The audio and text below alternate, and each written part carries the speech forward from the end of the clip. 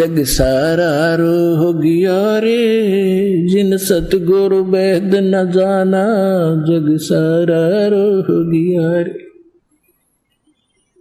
भाई देखा देखी गुरु शिष्य बन गए, किया ना तत्व विचारा। देखा देखी गुरु शिष्य बन गए, किया ना तत्व विचारा।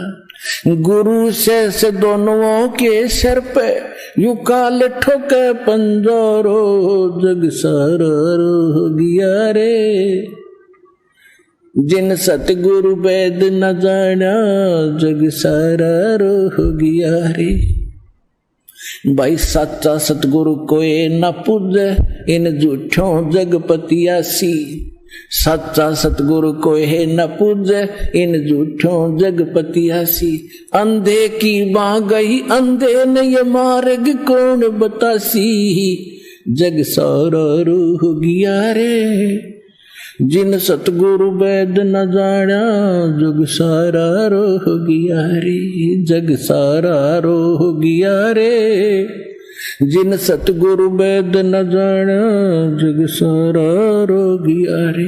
सार शब्द सर जीवन बूटी, गैस गैस अंग लगावे। सार शब्द सर जीवन बूटी, गैस गैस अंग लगावे। कहे कबीर तुम सतकर मानो, ये जन्म मरण मिट जावे, जग सारा रो गया रे, जिन सतगुरु वैद न जाना, जग सारा रो गया रे, जग सारा रो गया रे, जिन सतगुरु वैद न जाना, जग सारा रो गया रे। भाई सार शब्द सर जीवन बूटी, गैस गैस अंग लगावे। सार शब्द सर जीवन बूटी, गैस गैस अंग लगावे।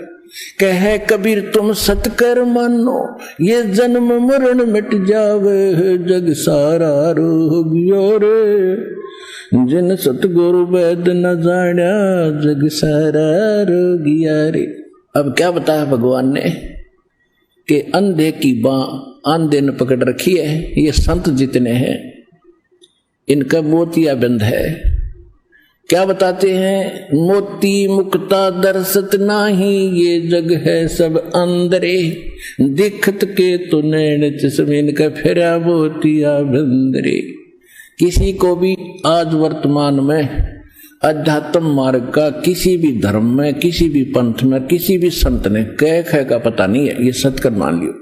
इस दास के अतिरिक्त पूरे विश्व में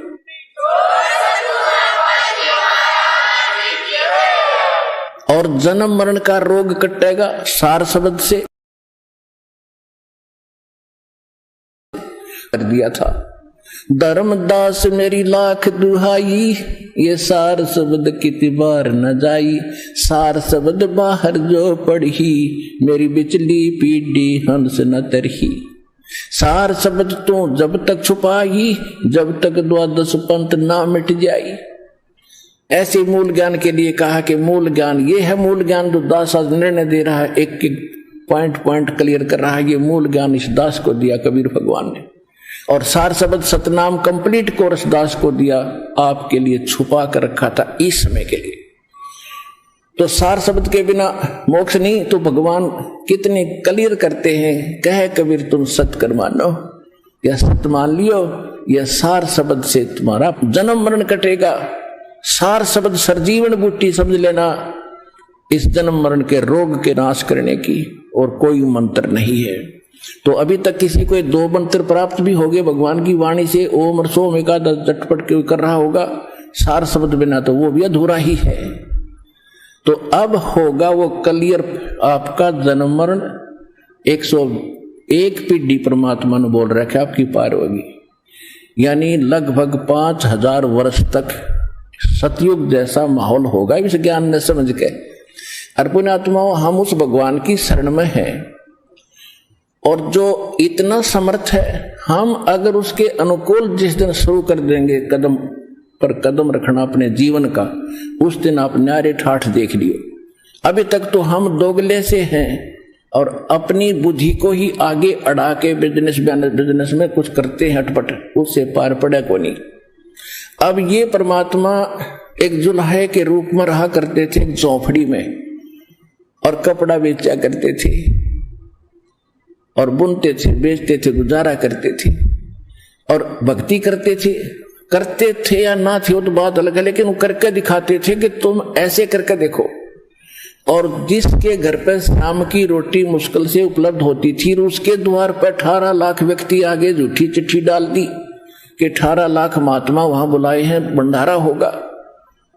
अब 18 लाख आदमी कहना आसान है, गिनती भूल जा, लाइन में खड़े कर देता कि आसपास आव को नहीं से 8-7 किलोमीटर तक, और फिर उनको खाना खिलाना, 3 दिन कंटिन्यू भंडारा देना, और साथ में एक मोर सोने की 10 ग्राम सोनार, एक दोहर, एक सुंदर कंबल, तो इसका होता था, अपना कपड़े का ही होता था, वो बहुत उत्तम माना जाता। और सूखा सीधा जो मांगे, आटा दे दो, आटा ले जा भाई, चीनी दे दो जी, चीनी ले जा भाई, बूरा ले जा, वो न्यारा। तो कहने का वो कहां से आया? जैसे आप आरती में पढ़ते हो, आया है बंजारा के सो आया काशी, लाया माल पारा, 9 लाख बॉडी भरी विशंबर, दिया कबीर भंडारा। 9 लाख बैल सतलोक से लेकर आए भगवान, उसमें वही सिस्टम था ट्रांसपोर्टेशन का। और उनके ऊपर जैसे गधों के बोरे होते हैं, ऊंटों के होते, ऐसे बोरियों में, ऐसे थैलों में सारा सामान भर रखा। 9 लाख और 18 लाख आदमी जमाने थे, 9 लाख बैलों पर लाद कर लाए सतलोक से, सचखंड से बना बनाया कचौड़ी, पकौड़ी, दही, बड़े, जलेबी, पूरी, सारे आइटम, हलवा, खीर, और वहां तंबू लगा दिए, और पूरियों की, लाडुओं की, जलेबियों की नो पूरे पूरे ढेर के ढेर। और साथ में वहीं से परमात्मा के हंस आए थे, उन बंजारे बनके उन बैलों के साथ जो वहां भंडारा करवा रहे थे। और जो 3 दिन तक अखंड भंडारा चला सकता है, वो मालिक क्या आपको भूखा रहने देगा? पूरे विश्व में छका दे, 1 मिनट में ऊपर से भेज दे आपके लिए स्पेशल, जिस दिन आप उसके अनुकूल हो जाओगे।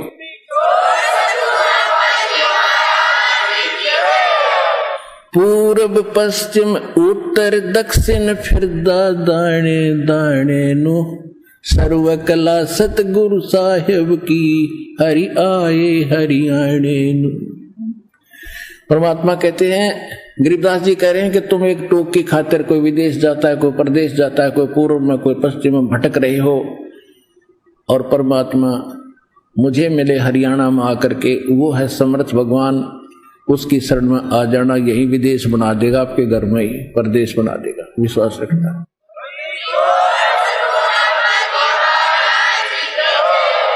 तो प्रसंग चल रहा है कि एती उम्र बुलंद मरेगा अंतरे, सतगुरु लगे न कान न भेटे संतरे। फिर क्या बताते हैं? मन तू बसरे सुख के सागर, जहां शब्द सिंधु रत्नागर। मन तू बसरे सुख के सागर, जहां शब्द सिंधु रत्नागर। सुख सागर, जैसे कई बार एकांत में बैठे हों, चाहे हमारे को किसी ने कितना सता रखा हो, दास के साथ तो बहुत बार बनता है ऐसा। एक ऐसी हिलोर उठती है, सब अपने से नजर आते हैं, कोई दूसरा दिखाई नहीं देता। चाहे कितना किसी ने दुख दे रखा हो, चाहे कितना शत्रुता बरत रहा हो, उस समय उसके प्रति द्वेष आता ही नहीं। कोशिश खूब करके देखी दास ने, और वो कुछ सक्षण होते हैं, उसके बाद जाने के बाद फिर वही खचड़ा, उसी तरह सब दुख, वही कैर टूटने शुरू हो जाते हैं। वही मन में दोष विकार, उसने ऐसा क्यों कर दिया, उसने गलती कर दी, ये क्या करा। तो कहते हैं जब वो हिलोर उठी थी मेहर की, तब सब अपने से नजर आते थे, कोई दोस्त द्वेष नहीं था, ना टेंशन बने थी उसने। उसके लिए कहा है, शंखों लहर मेहर की उपजे, कहर नहीं जा कोई, दास गरीब अचल अविनाशी, सुख का सागर सोई। उस सतलोक में जाने के बाद आपके हृदय में हमेशा ऐसे मेहर की लहर उठा करेंगी। वहां कहर नहीं, कोई टेंशन नहीं किसी प्रकार की, कोई अभाव नहीं किसी वस्तु का, तो शंखों लहर मेहर की उपजे कहर नहीं जा कोई, और दास गरीब अचल अविनाशी सुख का सागर सोई। तो क्या बता रहे हैं गरीबदास जी, जो परमात्मा गरीबदास जी को सचखंड लेकर गए थे सतलोक में, और सब कुछ दिखाकर अपना उसके अंदर ज्ञान फीड करके बच्चे को वापस भेज दिया जब वो 10 वर्ष की आयु के थे। 10 वर्ष की आयु के थे गरीबदास साहिब जी, जो परमात्मा साथ लेकर गए थे उसको वापस छोड़ दिया था, काफी समय तक अपने साथ रखा। पीछे से बच्चे को मृत जानकर और उसको चिता पर रख दिया था। अंतिम संस्कार करने के लिए पूरा गांव एकत्रित था। उसी समय मालिक ने वो आत्मा वापस भेज दी। कबीर भगवान ने, वो बच्चा खड़ा हुआ चारों तरफ देख रहा है कि सचमुच में तो मर ही गया था, नहीं तो सौपन जान लेता वो बालक। उसके बाद उसने जो फीड किया था ज्ञान, उसके आधार से परमात्मा के ज्ञान को और महिमा को कैसे सुनाया। मन तू बस रे सुख के सागर, जहां शब्द सिंधु रत्नागर। रत्नागार, आगार माने खान की खान भरी है सुख की वहां पर। कोट जन्म तन भरमत हो गए, कुछ ना हाथ लग्या रे। कुकर सुकर खरबा बोरे, कौआ हंस बुगारे। कोटि जन्म तू राजा के ना मिटी न मन की आशा, और भिक्षुक होकर दर दर घूमा तो मिला ना निर्गुण रासा। इंद्र कुबेर ईश की पदवी, ब्रह्मा वरुण धर्मराया, और विष्णुनाथ के पुरखों जाकर तो फिर भी वापस आया। असंग जन्म तन मरत्या हो गए, जीवित क्यों ना मरे रे। और 12 मद महल मठ बोरे, बहुर ना दे धरे रे। दोजक भिष्ट सभी ते देखे, राजपाट के रसिया, और 3 लोक से तरपत नाही, यो मन भोगी खसिया। सतगुरु मिले तो इच्छा मिटे, पदबल पदे समाना, और चल हंसा उस लोक पठाऊं, जो आदि अमर अस्थाना। 4 मुक्ति जहां चंपी करती माया होरी दासी, और दास गरीब अब पद पर से, वो मिले राम अविनाशी। अपने आत्माओं, आप जी को दास ने बहुत बार जैन धर्म के 24वें तीर्थंकर श्री महावीर जैन जी की बहुत बार आपको जीवनी दिखाई है, जो जैनियों के द्वारा ही अंकित है, उन्हीं की बुक में दिखाया है। उसमें क्या दिखाया है कि वो 80 लाख बार तो देवता बना, और 30 करोड़ बार कुत्ता, 60 करोड़ बार गधा, और बिल्ली कुत्ता, और गिनती नहीं कितनी बार नपुंसक, कितनी बार स्त्री, कितनी बार क्या बना। अब कुत्ता बनाते और गधा बना हुआ तो एक का जीवन बहुत पर्याप्त है उस देवता पद का नाश करने के लिए। बाढ़ में गया वो देवता, 80 लाख बार देवता बन गया ऊपर के लोकों में, स्वर्ग में, और फिर गधा बन के खड़ा हो गया खा के वो देवता। तो अब क्या बताते हैं परमात्मा, कोट जन्म तन भरमत हो गए, कुछ ना हाथ लगा रे। कुकर सुकर खरबा बोरे, कौआ हंस बगारे। कुकर कुत्ता, सुकर सुअर, खर गधा। कहते ये जो नी तूने भोग ली। कहते कोट जन्म तू राजा की ना, राजा भी बने हो आप, रानी भी बने हो, अपने पनों का नाश करके फिर कुत्ते गधे की योनियों को भी प्राप्त हुए हो। कहते कोट जन्म तू राजा की ना, मिटी न मन की आशा, और भिक्षुक होकर तू दर दर घूमया, मिला ना निर्गुण रासा। आप जी ऐसे भी साधक रहे हो, किसी जन्म में घर त्याग दिया, राज त्याग दिया, जंगल में जा बैठे, और गांव से नगर से रोटी मांग कर ले जाते थे, शाम ने खा ली, सुबह उसको कपड़े में बांध कर वृक्ष का टांग देते थे साधु संत, वह सूख जाती थी।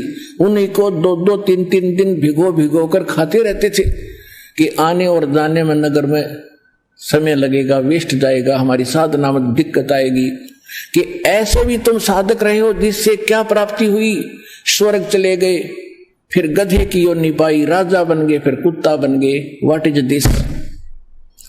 कोट जन्म तू राजा के ना, मिटी न मन आशा, और भिक्षुक होकर दर दर घूम लिया, ये मिला ना निर्गुण रासा। आप जी को ये सत मार्ग, शास्त्र अनुकूल साधना और वो संत ना मिले, जिस कारण से आपने ऐसी ऐसी तपस्या करके क्या क्या उपलब्धि की। इंद्र कुबेर ईश की पदवी, ओए होए, इंद्र स्वर्ग का राजा बना, और कुबेर धन का देवता भी बन लिया, वित्त मंत्री इस काल के। इंद्र कुबेर ईश, ब्रह्मा विष्णु महेश, इनको भगवान पद मानते हैं ये लोग।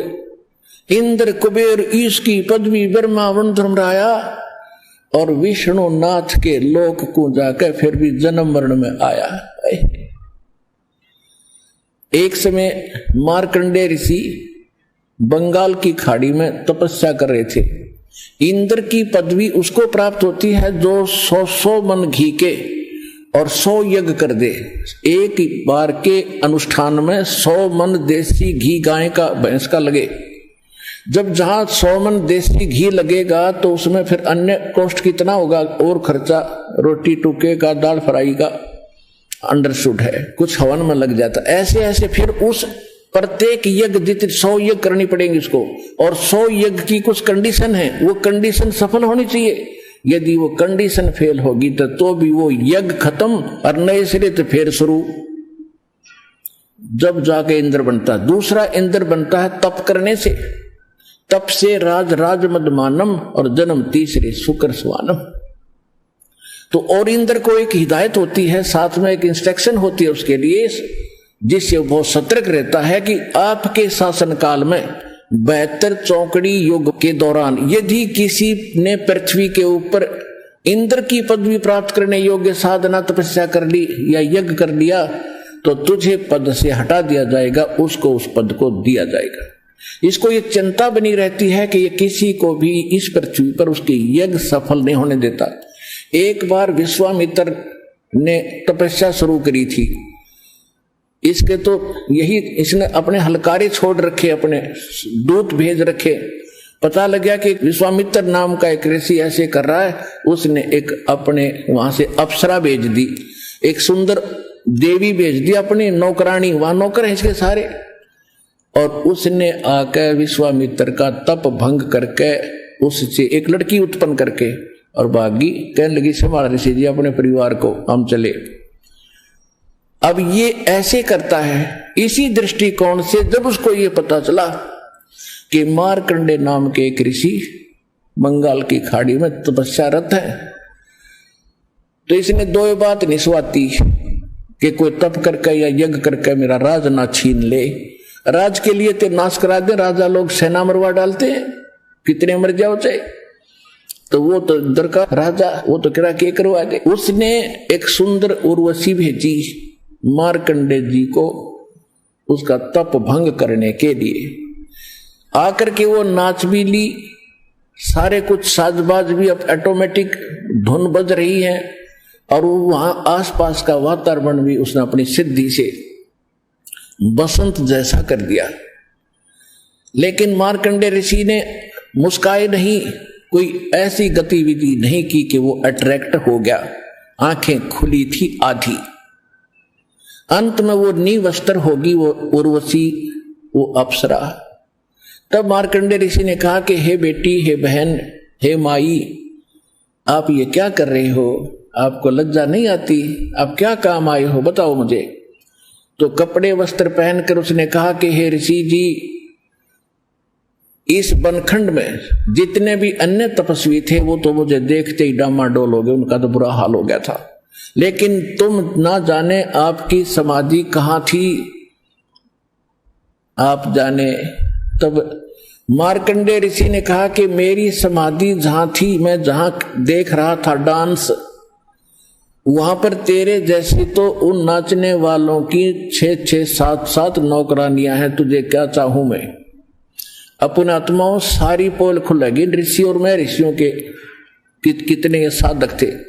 अब जैसे जो घना ऊंचा अपने आप को साधक मानता है, वो क्या कहता था कि हम तो ब्रह्म साधना करते हैं, और ब्रह्म साधना करने वाले की जो दिव्य दृष्टि होती है, ओम से का जाप होता है, और हठ योग तो इन्होंने ये शामिल कर ही रखा, बाकी हठ योग इस भक्ति मार्ग में नहीं है।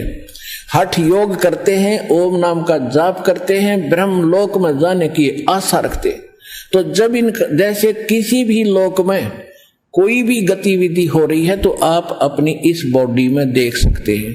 हमारे शरीर में कमल बने हुए हैं, कमल, मूल कमल, ये जो बीच की पिछली जो स्पाइन बैकबोन है, पिछली रीढ़ की हड्डी है, ये जहां एंड होती है नीचे जाके, इसकी अंदर की साइड में 2 उंगल ऊपर, इससे 2 उंगल ऊपर, वहां पर मूल कमल है, उसमें गणेश जी का चैनल है, और फिर उससे 2 उंगल ऊपर स्वाद चक्र है, ब्रह्मा जी का चैनल है, उसमें ब्रह्मा जी के लोक में जो गतिविधि हो रही उसमें देख सकते हैं। फिर नाभि कमल के अंदर विष्णु और लक्ष्मी जी का जो लोक है उसका कमल है, उसके लोक में जो हो रहा है आप इसमें देख सकते हो। जब खुल जाता है, ये ऑन हो जाता है, जब इसका चैनल ऑन हो गया यानी कमल खिल जाता है। हृदय कमल में ये शिव और पार्वती के लोक का सारी गतिविधि हृदय कमल में हम देख सकते हैं जब हमारी ये दिव्य दृष्टि काम करने लग जाएगी।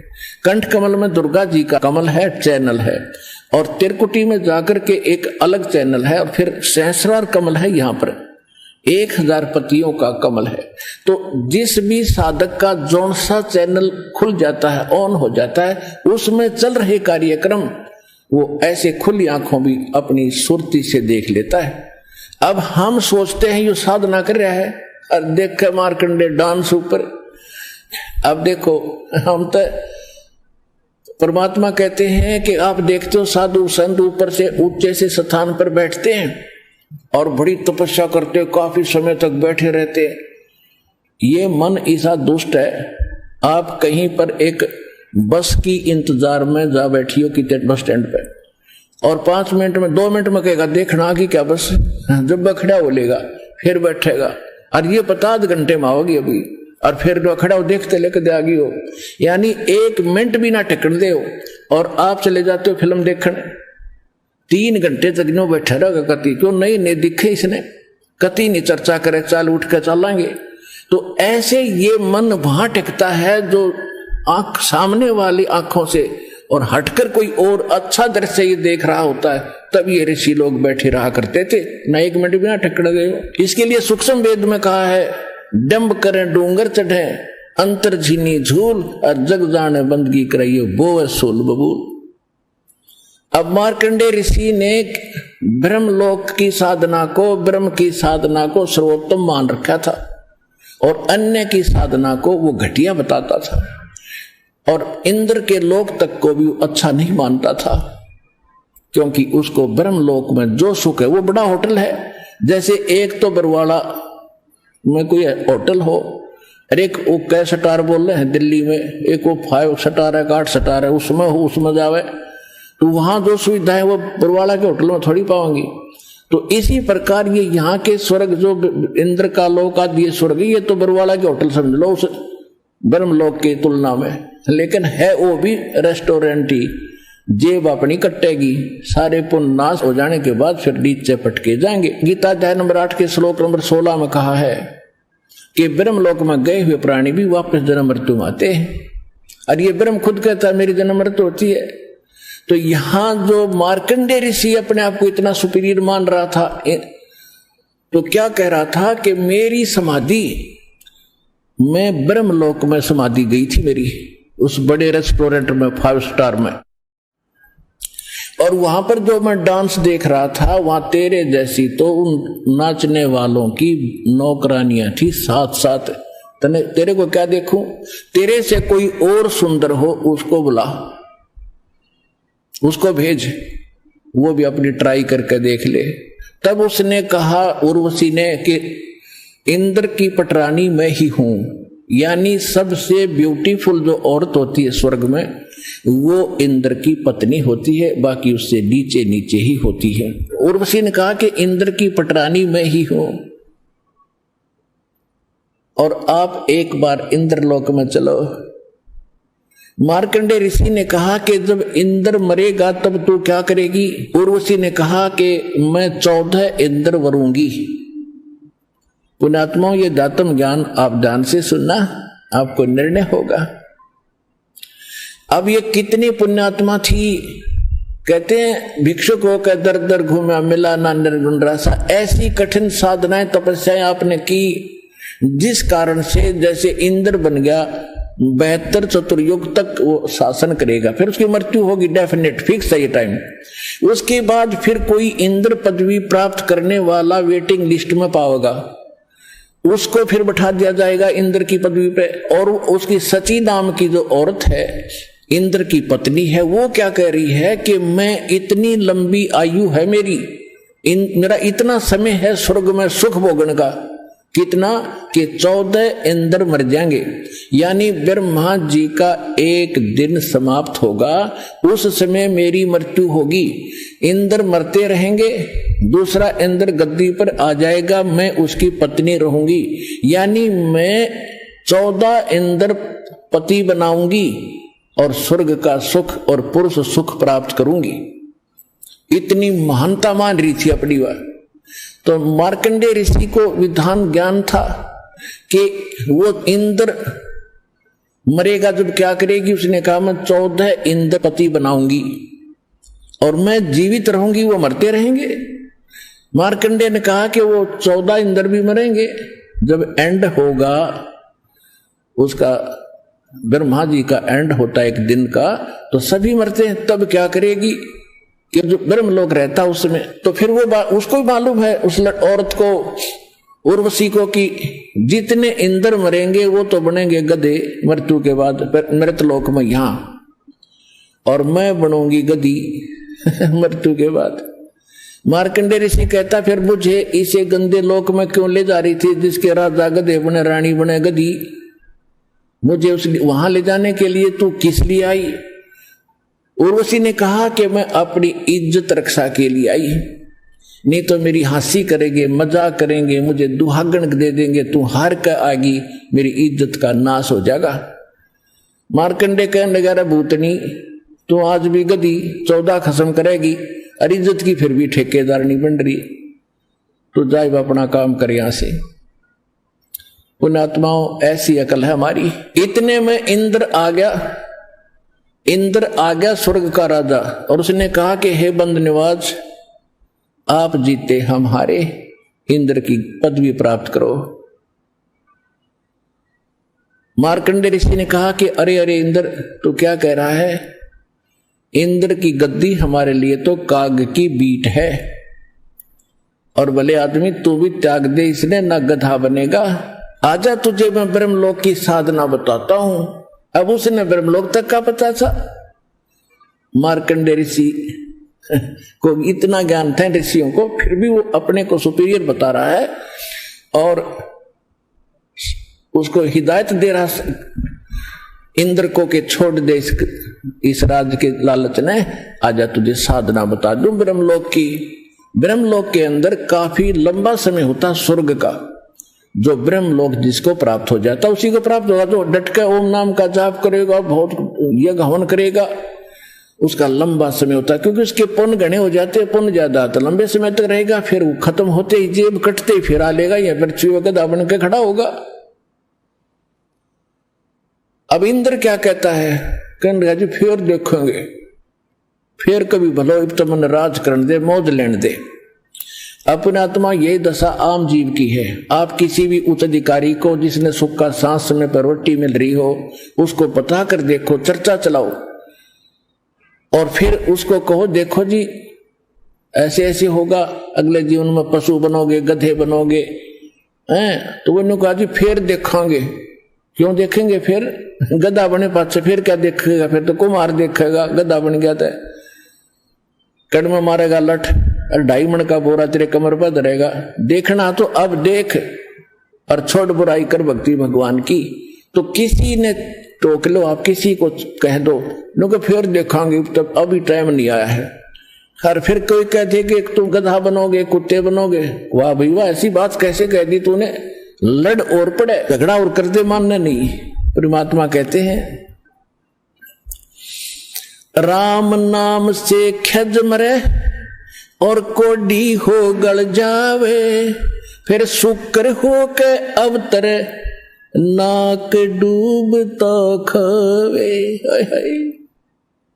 कहते हैं कर्महीन इंसान राम नाम की चर्चा से तक खज मरे, नाराज हो जाता है, और फिर भगवान की भक्ति ना करने से कुष्ठी हो गल जावे, और फिर क्या बनेगा? कहते सूर होकर जन्मेगा और नाक डूबता खावे, गंध खावेगा। फिर ये राम नाम से खज मरे और कुष्ठी हो गल जावे, शुक्र सुअर होके अवतरे, फिर नाक डूबता खावे। पुणात्मा, जब आपकी आत्मा का मैल हट जाएगा, वो सूर दिखाई देगा अपने सपने में भी। हे भगवान, ऐसा जुल्म होना था और अब बाईपास कर दिया आपको परमात्मा ने। कोई भी ऐसा संकट और कोई आपका पुनर्जन्म नहीं होगा, केवल सतलोक प्राप्ति होगी।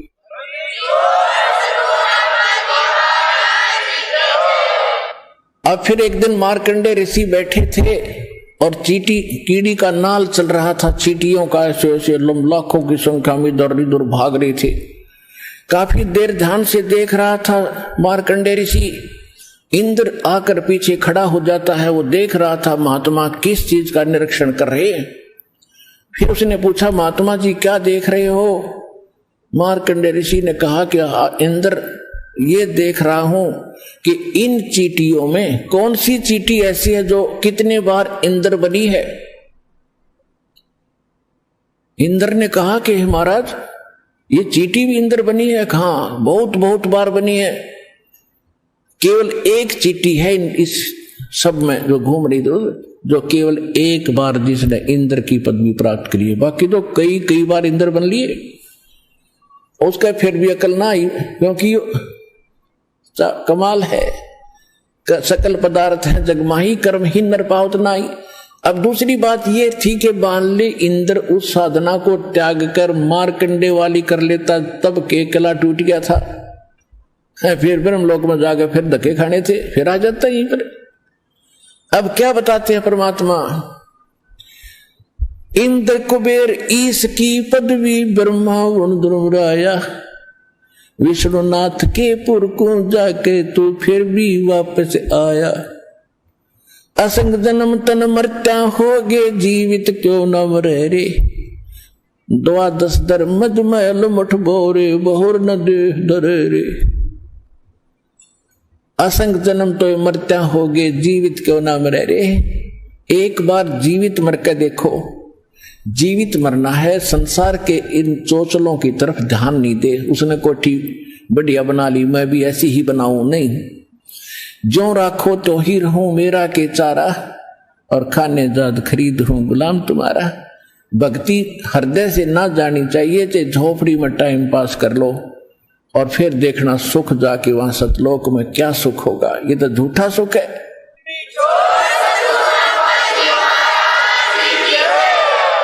अब जीवित कैसे, ये मरना पड़ेगा। जीवित संसार को देखकर हम नहीं चलेंगे इस मार्ग पर, हम भगवान के विधान अनुसार सफर करेंगे अपना। दूसरा मरना ये है, जैसे जब हम यहाँ आने की सोचते हैं तो ये मन पता नहीं कितनी हमारे सामने समस्याएं पैदा कर देगा। ये हो जाएगा, वो हो जाएगा, ऐसे हानि हो जाएगी, फिर देख लूंगा, अगली बार देखूंगा।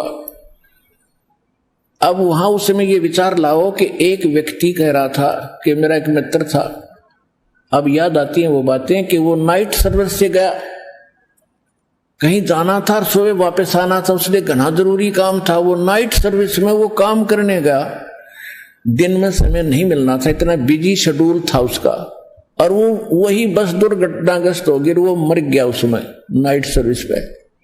वो बिजी शेड्यूल भी गया और भाई भी गया, परमानेंट टिकट कट गई।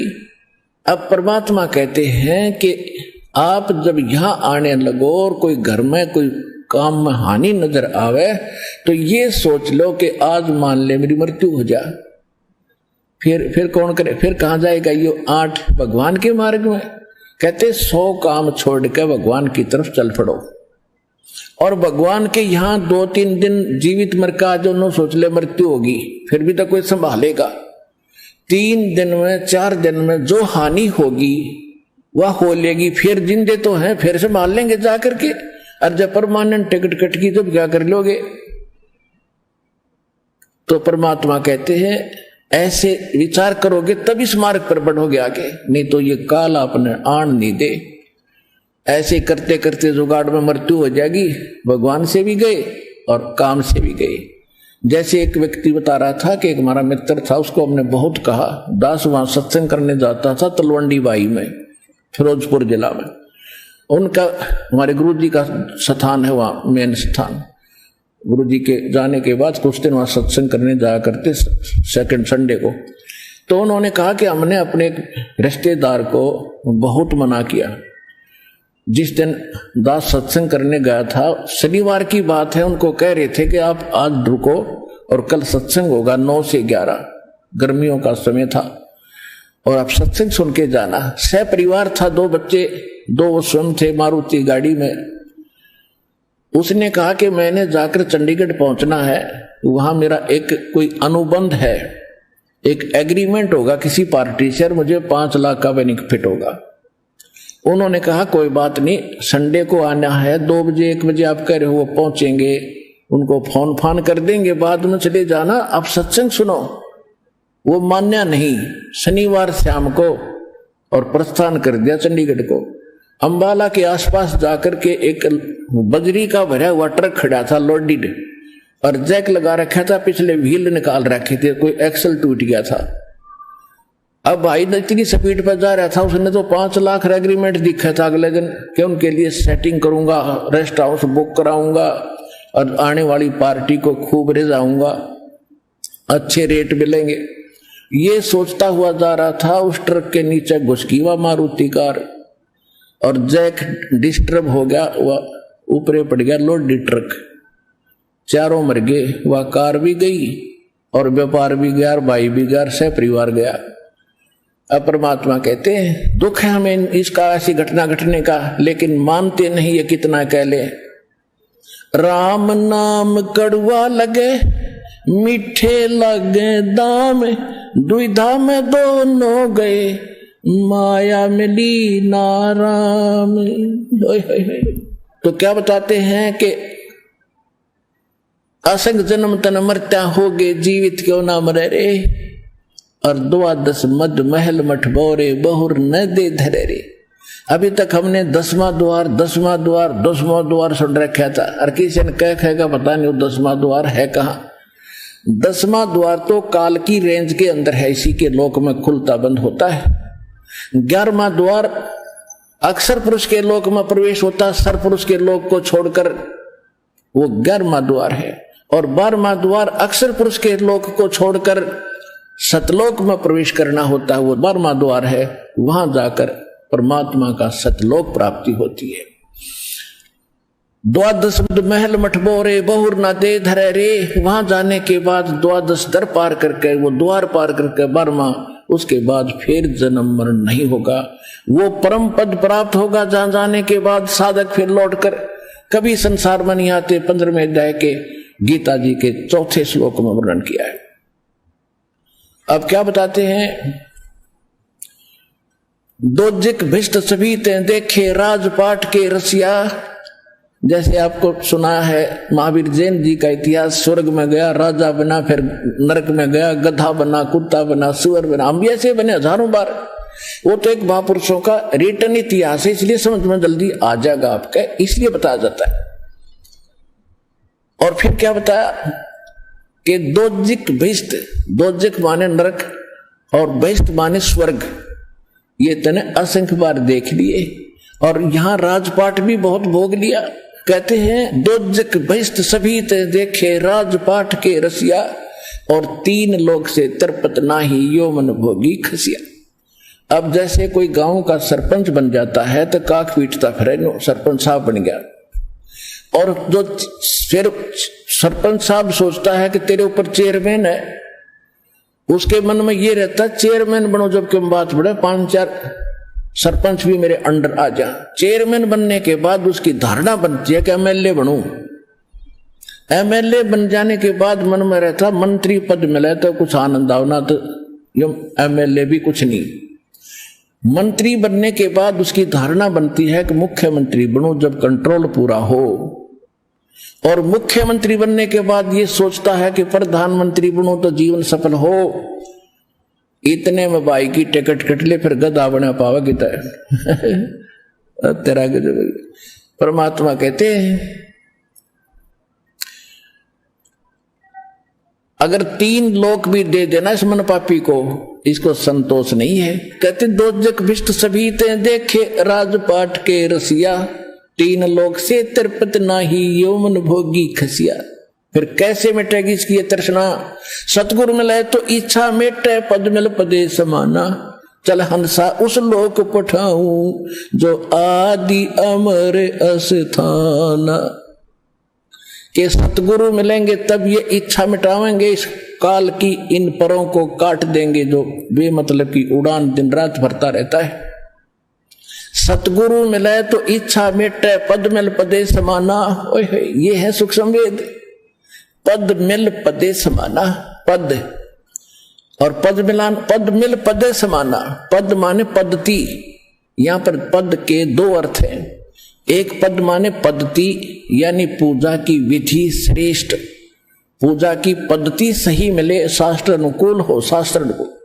और वो पद मिले कौन सा? गीता अध्याय नंबर 15 के श्लोक नंबर 4 में कहा है कि तत्वदर्शी संत की प्राप्ति के उपरांत तत्व ज्ञान रूपी शस्त्र से सज्ञान को काटकर उसके पश्चात परमेश्वर के उस परम पद की खोज करनी चाहिए, जहां जाने के बाद साधक फिर कभी लौटकर संसार में नहीं आते। जिस परमात्मा ने सारे ब्रह्मांडों की रचना की केवल उसी की भक्ति कर गीता ज्ञानदाता कहता है। अब क्या बताते हैं कि सतगुरु मिले तो इच्छा मिटे। पहले वो ये समस्या हल करेगा जो आप बेमतलब की दिन रात टेंशन लेते हो, ये कर दूं वो कर दूं, उसका अंत पता लग जाएगा, इसका अंत क्या होगा। और आपको यहां जो चाहिएगा, भगवान कोई बालक थोड़ा ही है। जब आपके उसके बच्चे होंगे, आप अपने बेटा बेटी की कितनी केयर टेक करते हो। आधी बार तो वो आपको बताते नहीं, आप पहले तैयार रखते हो, उसको ये जरूरत पड़ेगी, अब ये लाता हूं इसके लिए। जब आज जिसने यहां नाम ले लिया सच्चे दिल से वो लग गया, वो कबीर साहब का बेटा बेटी हो गए, ये वचन के बच्चे हो गए आप हमारे। अरे हम अपने बच्चों की कितनी चिंता माँ बाप ने होती है, परमात्मा ने उससे कई गुना होती है। और वो समर्थ है, उसके पास तो सब उपलब्ध है, किसी तो मांगना भी को नहीं उसने। तो आपको कमी किसी वस्तु की नहीं रहेगी। कमी रहेगी तो आपकी भक्ति और श्रद्धा विश्वास और मर्यादा में रहेगी। सतगुरु के दरबार में कमी कहे की ना, अनसमोज नहीं पावता तेरी चूक चाकरी मां। इस सच्चे दरबार में कहते इम्पॉसिबल वर्ड नहीं है भगवान कबीर साहब की डिक्शनरी में। यदि आप कोई लाभ प्राप्त नहीं कर रहे हो सच्चे दरबार में आके, तो आपकी कोई सेवा के अंदर, आपकी धारणा के अंदर, आपके विश्वास में कोई त्रुटि है, उसकी पूरी करो। सतगुरु के दरबार में कमी काहे की ना, और हंस मौज नहीं पा रहा तेरी चूक चाकरी। तो यहां क्या बताते परमात्मा? सतगुरु मिले तो इच्छा मिटे, पद मिल पदे समाना, और चल हंसा उस लोक पठाऊं जो आदि अमर अस्थाना। गीता अध्याय नंबर 18 के श्लोक नंबर 62 में कहा कि अर्जुन तू सर्व भाव से उस परमेश्वर की शरण में जा। उस परमेश्वर की कृपा से तू परम शांति को और शाश्वत स्थान को, आदि अमर स्थान को, जो सदा रहने वाला स्थान, उसको प्राप्त होगा। उसके लिए उसने बताई दिया है कि इस तत्वदर्शी संतों को खोज ले, मैं नहीं जानता उस वे ऑफ वर्शिप को। फिर गरीबदास साहब जी क्या बता रहे हैं? चार मुक्ति जा चंपी करती माया होरी दासी। वहां कितना सुख होगा आपको। यहां की चार मुक्ति मानते हैं, कहते ये तो मुक्ति अक्षणिक है और वो सुख भी नहीं है वहां वाला, और ये तो नष्ट होंगी एक दिन। और वो इतना सुख आपको सदा आपके चरणों में रहेगा वहां सतलोक में। चार मुक्ति जा चंपी करती माया होरी दासी, दास गरीब अभय पद पर से वो मिले राम अविनाशी। ओए होए होए। क्या बताते हैं कि ब्रह्मा नाशवान, विष्णु नाशवान, शिव नाशवान, दुर्गा नाशवान, इनका पिता ब्रह्म नाशवान और परब्रह्म अक्षर पुरुष नाशवान, केवल एक परमात्मा अविनाशी है, जो 15वें अध्याय के गीता जी के 17वें श्लोक में वर्णित है। उत्तम पुरुष है तू अन्य परमात्मा इति उदाहरत है, यह लोग धर्म आविष्य विवर्ती अवैश्वर है। वो है वास्तविक अविनाशी परमात्मा जो तीनों लोकों में प्रवेश करके सबका धारण पोषण करता है। वो इन दोनों से अन्य है, वो परमेश्वर। और वो परमात्मा कौन है? हम सुल्तानी नानक तारे दादू को उपदेश दिया, जात जुलाखा वेद न पाया वो काशी महे कबीर हुआ। अनंत कोट ब्रह्मांड का एक रति नहीं भारे, सतगुरु पुरुष कबीर हैं ये कुल के सिरजनहारे। फाई सूरत मुलुक की वेश ए ठगवाड़ा ठगी देश, करा सियाणा बोता बारिये दानक रूप रहा करतार। नानक जी कहते हैं। इससे पहले जो वाणी सुनाई थी वो आदरणीय गरीबदास साहिब जी की थी। परमात्मा को परमात्मा सिद्ध करने के लिए आपको उन महापुरुषों के द्वारा दिए गए एफिडेविट और बताता हूं कि कौन है वो भगवान। कहते हैं मिले राम अविनाशी। कौन? जिन मुझको निज नाम दिया सोए सतगुरु हमारे, दादू दूसरा कोई नहीं वो कबीर सिरजनहार। वो कबीर कौन? नानक साहिब जी क्या कहते हैं 721 पृष्ठ पे एक अर्ज गुरु ग्रंथ साहिब के 721 पृष्ठ पे लिखा है, पहला महला। एक अर्ज गुप्तम पेश तो दरकून करतार, हक्का कबीर करीम तू बे ऐब परवरदिगार। 24 नंबर पृष्ठ पे लिखा है गुरु ग्रंथ साहिब जी के अंदर, फाई सूरत मुलुक की वेश ए ठगवाड़ा ठगी देश। क्योंकि नानक साहिब जी को सतलोक में लेकर गए थे कबीर साहब, और वहां जिंदा रूप में मिले थे बेई नदी पर। वहां देखा फिर उनका सिंहासन पर दूसरा रूप, ओए होए होए। और फिर परमात्मा ने कहा था मैं काशी में जुल्हे का काम करता हूं, सतनाम वहां मिलेगा बच्चा, वहां आना। उसके बाद नानक साहिब जी ने वो हिंदू धर्म की सब साधनाएं रामकृष्ण की छोड़ दी थी और सीधा पहली उदासी में काशी पहुंचे। वहां जाकर देखा जुल्हे का रूप में खड्डी में बैठे कपड़ा बुनते उसी परमात्मा को जो असंख्य ब्रह्मांड का मालिक के सिंहासन पर विराजमान था, वह सकल लेकिन नूर में अंतर हो गया था। फिर देखा कि फाई सूरत मुल्क की वेश ए ठगवाड़ा ठगी देश। ए लोगों देखो ये बैठा भगवान धानक रूप रहा करतार, धानक रूप रहा करतार।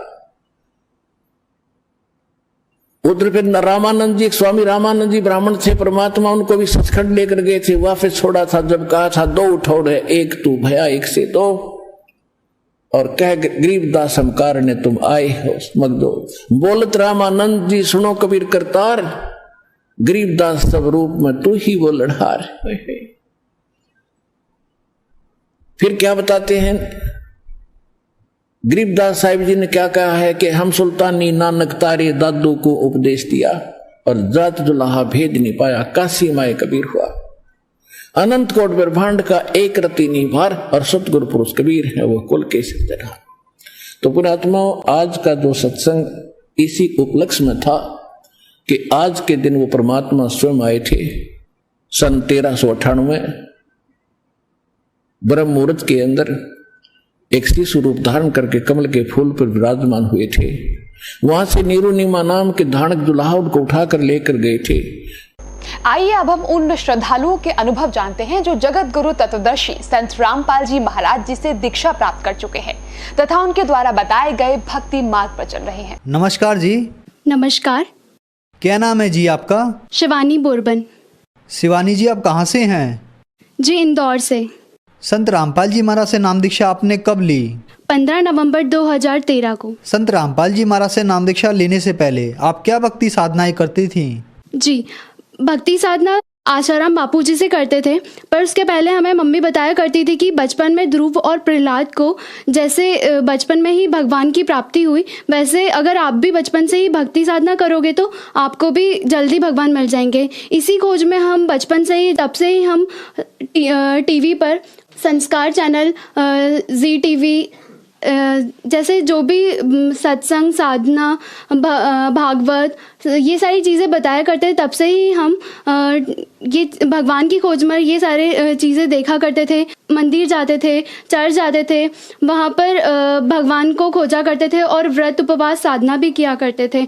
और फिर बचपन से ही मम्मी पापा आशाराम जी बापू से नाम ले रखा था, तो हम भी उनकी भक्ति करते थे। भक्ति करते करते फिर हमने 5 साल उनकी भक्ति साधना करी, जिसमें कि वो बताते थे कि आपको हर नवरात्रि में अनुष्ठान करना चाहिए, जिसमें हम सरस्वती मंत्र भी देते थे और सात मंत्र भी दिया करते थे। उसमें से आपको एक मंत्र चुनना होता था। तो हमने सरस्वती मंत्र भी लिया था और एक मंत्र ओम नमो भगवते वासुदेवाय नमः, ये मंत्र आसाराम बापू जी से ले रखा था। और हम हर नवरात्रि में अनुष्ठान किया करते थे। एक साल में 2 नवरात्रि हुआ करती है, तो उसमें से हम दोनों नवरात्रि में सरस्वती मंत्र का अनुष्ठान किया करते थे, जिसमें 108 मनके की माला को 170 बार जपना होता था। तो हम वो भी जपा करते थे और साथ में स्कूल जाना, ट्यूशन जाना, ये सारी चीज़ें करते करते भी हम वो भक्ति करते थे। और भक्ति करते करते भी हम इतने दुखी थे कि घर में गृह कलेश बहुत ज़्यादा बढ़ने लगा। मम्मी बहुत ज़्यादा बीमार रहती थी, हर 15 दिन 8 दिन में बीमार रहना। और जब मम्मी ठीक हो जाती तो भाई बीमार हो जाता, फिर भाई ठीक होता तो पापा बीमार हो जाते, फिर मेरी तबीयत ख़राब हो जाती। मतलब एक ने एक बिस्तर पे कोई ना कोई हुआ ही करता था, बीमार ही हो जाते थे। ऐसे घर में झगड़े हुआ करते थे और इसी वजह से हमारे घर में इकोनॉमिकल कंडीशन हमारी इतनी वीक हो गई कि बहुत ज़्यादा ही वीक हो गई थी। तो फिर आप संत रामपाल जी महाराज की शरण में कैसे आई? हमारे मम्मी पापा एक संत रामपाल जी महाराज जी के शिष्य हमारे रिलेटिव हैं, उनके घर शाम को गए। जिस टाइम पर संत रामपाल जी महाराज जी के शिष्य, उस टाइम पर संत रामपाल जी महाराज जी का सत्संग आ रहा था। उसी टाइम पर मम्मी पापा ने संत रामपाल जी महाराज जी का सत्संग सुना और संत रामपाल जी महाराज जी के जो शिष्य हैं हमारे रिलेटिव, उन्होंने भी मम्मी पापा को संत रामपाल जी महाराज जी के ज्ञान के बारे में बताया कि यहाँ पर सच्ची भक्ति बताते हैं, मोक्ष की विधि बताते हैं और हमें बहुत सारे लाभ हुए हैं। उन्होंने वो सारी चीज़ें भी बताई। तभी अक्टूबर 2013 में मम्मी पापा बरवाला आश्रम गए और उन्होंने नाम दीक्षा संत रामपाल जी महाराज जी से ली। शिवानी जी, हमने सुना है कि जो भी श्रद्धालु संत रामपाल जी महाराज से नाम दीक्षा लेते हैं उन्हें बहुत सारे लाभ प्राप्त होते हैं, चाहे वो भौतिक हो, शारीरिक हो, आर्थिक हो या मानसिक हो। तो क्या संत रामपाल जी महाराज से नाम दीक्षा लेने के बाद आपको भी कुछ लाभ प्राप्त हुए? जी, संत रामपाल जी महाराज जी से नाम दीक्षा लेने के बाद हमें बहुत लाभ हुए। जैसे पहले जब मम्मी पापा अक्टूबर 2013 में नाम ले चुके थे और उसके बाद 1 महीने बाद हमने नाम लिया। उस दौरान हमने नाम नहीं लिया, हम सत्संग सुना करते थे, आरती किया करते थे संत रामपाल जी महाराज जी की। और तभी हमें अचानक से वेस्ट से लेकर फीट तक के बहुत ज़्यादा पेन होता था और मेरी ये कंडीशन हो गई थी उस टाइम पे कि मैं अगर खड़ी हूँ तो खड़ी ही रहती थी, बैठी हूँ तो बैठी ही रहती थी, अगर सोई हूँ तो सोई रहती थी। मुझे कोई दूसरा आकर उठाता बैठाता, मुझसे कोई काम भी नहीं किया जाता था। और हमने सारे डॉक्टर्स को भी दिखा दिया था, तब भी मुझे कोई डॉक्टर की दवाई गोली इंजेक्शन से कोई लाभ नहीं हो रहा था, कोई फ़र्क भी नहीं पड़ रहा था। तब तो मैंने नाम भी नहीं ले रखा था संत रामपाल जी महाराज जी से। तभी एक दिन संत रामपाल जी महाराज मेरे सपने में आए और उनके हाथ में एक चमकता हुआ कटोरा था जिसमें बहुत ज़्यादा लाइट निकल रही थी और उस कटोरे में एकदम बहुत ऑरेंज सा कुछ लिक्विड था और वो चीज़ मैंने अभी तक इस धरती पर कहीं देखी ही नहीं। वो इतनी शाइन था और उन्होंने फिर संत रामपाल जी महाराज जी ने वो कटोरे का लिक्विड मेरे सर पर डाल दिया और कहा, बेटी अब तो ठीक हो जाएगी। और उसी टाइम नेक्स्ट मॉर्निंग को मैं मम्मी को ये बताती हूँ और मन से खुद से उठ कर बैठी भी हो गई और मम्मी को बताती हूँ कि मम्मी ये सारा संत रामपाल जी महाराज जी सपने में आए थे और मुझे ठीक भी कर दिया गुरुजी ने, ऐसे करके। और हम बचपन से जो परमात्मा की खोज थे, बचपन से जो परमात्मा कौन है, कहाँ रहते हैं, जिसने और हम बाइबल पढ़ा करते थे तो उसमें भी था कि 6 दिन में सृष्टि रचकर परमात्मा 7वें दिन तख्त पर जा विराजा। वो परमात्मा कौन है? वो परमात्मा संत रामपाल जी महाराज जी ने प्रूव कर दिया कि वो कबीर ही परमात्मा है। वो परमात्मा की पहचान हुई, हमें सद्भक्ति मिली, मोक्ष का मार्ग मिला। ये सारी चीज़ें संत रामपाल जी महाराज जी के शरण में आने से मिली। और भाई को जीवन दान मिला। एक दिन छोटा भाई नींद में सोया हुआ था और उसे तभी 2 आदमी आए और उन्होंने कहा कि आपकी लाइफ ख़त्म हो गई है, आपको हमारे साथ चलना होगा। तो छोटे भाई ने कहा, हाँ चलो, ले चलो, कहाँ आप लेके जा रहे हो? तो वो सोया हुआ था बैठा होके और फिर इस कंडीशन में ऐसा करके दोनों आदमी ने उसके हाथ पकड़कर उसे छत फाड़ कर लेके गए और वो बताता है कि छत फाड़ कर ऊपर लेके गए। और उसके बाद छोटे भाई को जो ये लगा कि शायद मैं कहीं गलत जगह आ गया हूँ, तभी उसने संत रामपाल जी महाराज जी की जय हो, बंदी छोड़ की जय हो और संत रामपाल जी महाराज मुझे बचाओ बचाओ ऐसे करके बोलने लगा। तभी एक बहुत लाइट सा प्रकाश आया और वो जो 2 यमदूत थे वो उसे छोड़कर वापस चले गए और वो वापस से उस छत में से नीचे आ गया और फिर सुबह उठकर सारी कहानी मम्मी को बताता है कि मेरे साथ रात को ऐसा ऐसा हुआ। और फिर वो उठा और उठने के बाद उसके कमर में बहुत पेन होने लगा। तो ये सारी चीज़ें रियल है कि उसे ऊपर से फेंका गया था, ये प्रूव कर देती है यहाँ पर। और फिर मम्मी ने 2-3 दिन तक वो उसकी कमर में दर्द होता ही रहा और मम्मी ने फिर मालिश वालिश करी तो फिर ठीक हो गया 1-2 दिन में। और हमारी जब मम्मी पापा बहुत बीमार भी रहने लगे थे तो इकोनॉमिकल कंडीशन भी बहुत हमारी वीक हो गई थी, तो संत रामपाल जी महाराज जी के दया से वो भी अच्छी हो गई है। मम्मी भी बहुत ज़्यादा बीमार रहा करती थी, 15 दिन में 8 दिन में बस ऐसे बहुत बीमार हुआ करती थी। मम्मी भी अब ठीक हो गई है संत रामपाल जी महाराज जी से नाम दीक्षा लेने के बाद। घर का सारा काम भी कर लेती है। और पापा भी घर में बहुत झगड़े हुआ करते थे और अब घर में कोई झगड़ा भी नहीं होता है, हम लोग सब अच्छे से रहते हैं। जैसे कि मैं अभी फाइनल ईयर में हूँ तो सभी ये प्लेसमेंट का टाइम है, कहा जाता है कि ये प्लेसमेंट का टाइम है, मतलब कि फाइनल ईयर में आपको प्लेस्ड होना होता है किसी कंपनी में। तो मम्मी पापा फैमिली फ्रेंड्स आसपास वाले सब कहने लगे कि आपका प्लेसमेंट क्यों नहीं हो रहा।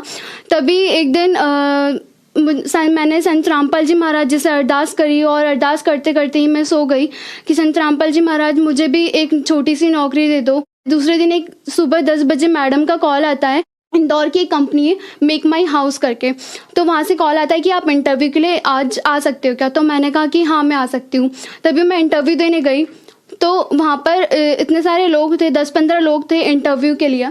तभी मैंने सिर्फ उतने में से सिर्फ मैं चूज़ हुई 3 इंटरव्यू क्लियर करने के बाद। तो संत रामपाल जी महाराज जी ने अभी 2019 जनवरी में ये लाभ दिया और उसके बाद हमें ये लाभ हुआ कि मेरा 8th सेमेस्टर में एडमिशन होना था जनवरी के स्टार्टिंग में और 25,000 फीस लग रही थी। तो पापा ने वो भी 25,000 रुपये भी उधारी करके मेरी फ़ीस भरी थी तभी। और जनवरी फरवरी मार्च जो कि पापा का इनकम टैक्स से कटना है और सैलरी बिल्कुल ज़ीरो आनी है, तभी हमारे घर से मम्मी पापा हमने सबने गुरु संत रामपाल जी महाराज जी से अरदास करी कि परमात्मा आप ही हो, आप ही अपने बच्चों को संभाल सकते हो। तब 8 या 10 दिन बाद पापा के मोबाइल पे एक मैसेज आता है कि आपके अकाउंट में 50,000 रुपये आ जाते हैं। तो परमात्मा बंदी छोड़ सदगुरु रामपाल जी महाराज जी ने हम पर इतनी दया करी कि 3 महीने कंप्लीट भी नहीं हुए, जनवरी का 1st मंथ कंप्लीट भी नहीं हुआ, उससे पहले ही संत रामपाल जी महाराज जी ने दया करी और पापा के अकाउंट में 50,000 रुपये आ गए। बहुत सारे लोगों का मानना है कि संत रामपाल जी महाराज ब्रह्मा विष्णु महेश की भक्ति छुड़वाते हैं, इन बातों के पीछे क्या सच्चाई है? संत रामपाल जी महाराज ब्रह्मा विष्णु महेश की भक्ति नहीं छुड़वा रहे हैं, वो बल्कि शास्त्रों के अनुकूल भक्ति बता रहे हैं, भक्ति साधना करवा रहे हैं। उससे संत रामपाल जी महाराज जी के शिष्यों के लाइलाज बीमारी जैसे कि कैंसर, एड्स, ब्रेन ट्यूमर, ये सारी चीज़ों लाइलाज बीमारी जिनका कोई इलाज ही नहीं है वो भी ठीक हो रही है सिर्फ संत रामपाल जी महाराज जी से नाम दीक्षा लेने और उनके मर्यादा नियमों में रहकर भक्ति करने से सारे लाभ प्राप्त हो रहे हैं। संत रामपाल जी महाराज जी से नाम दीक्षा लेने के बाद फिजिकली, इकोनॉमिकली, मेंटली, सोशली ये सारी चीज़ें तो लाभ हो ही रहे हैं, उसके बाद हमें मोक्ष का मार्ग भी मिल रहा है, मोक्ष भी मिलेगा। संत रामपाल जी महाराज से नाम दीक्षा कैसे ले सकते हैं? क्या संत रामपाल जी महाराज से नाम दीक्षा लेने के लिए कोई चार्ज भी लगता है? संत रामपाल जी महाराज जी से नाम दीक्षा आप YouTube पे सर्च कर सकते हैं। साधना टीवी पर 7:30 से 8:30 बजे सत्संग आता है जिसमें नीचे नंबर्स दिए जाते हैं। आप नंबर पर कॉल करके आपके आसपास के सेंटर्स का जगह जगह पर सेंटर खुले हुए हैं और आसपास के सेंटर पर जाकर आप निःशुल्क नामदान ले सकते हैं। उसका कोई चार्ज नहीं है, कोई फ्री ऑफ कॉस्ट है। धन्यवाद जी। धन्यवाद।